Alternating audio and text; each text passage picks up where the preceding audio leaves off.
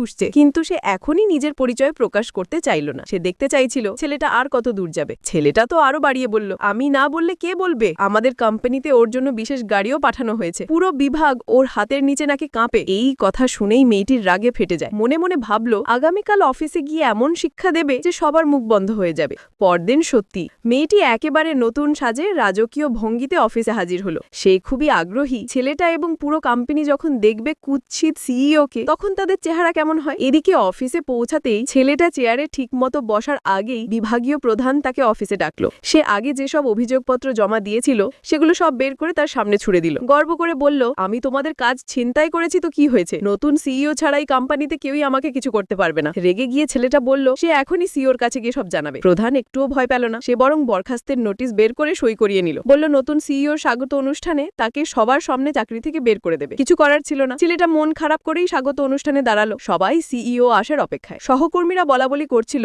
নতুন সিইও নাকি খুব শক্ত মনের মানুষ। ঠিক তখনই বিভাগীয় প্রধান এসে বলল, এই ছেলেটা আজই বেরিয়ে যাবে কোম্পানি থেকে। সহকর্মীরা তর্ক করলো, কারণ কোম্পানির সেরা সেলস তো এই ছেলেটাই করত। কিন্তু প্রধান আরো বলল, যে কেউ তার পক্ষ নিলে তাকেও বরখাস্ত করব। তারপর ছেলেটার দিকে তাকিয়ে বলল, কি হলো ছোটলান, খুব সাহস দেখাচ্ছ? তুমি তো ক্ষমতাহীন একটা ফালতু কর্মচারী। আমি বললে তুমি এখনই বেরিয়ে যাবে। ঠিক তখনই একটা তীক্ষ্ণ ঠান্ডা কণ্ঠস্বর শোনা গেল, কে কারে বের করে দিবে? তুমি কাকে বের করে দিবে? বন্ধুরা, ভিডিওতে লাইক, কমেন্ট, শেয়ার এবং সাবস্ক্রাইব করে বেল আইকন বাজিয়ে দিবেন পরবর্তী ভিডিও যেন মিস না হয়।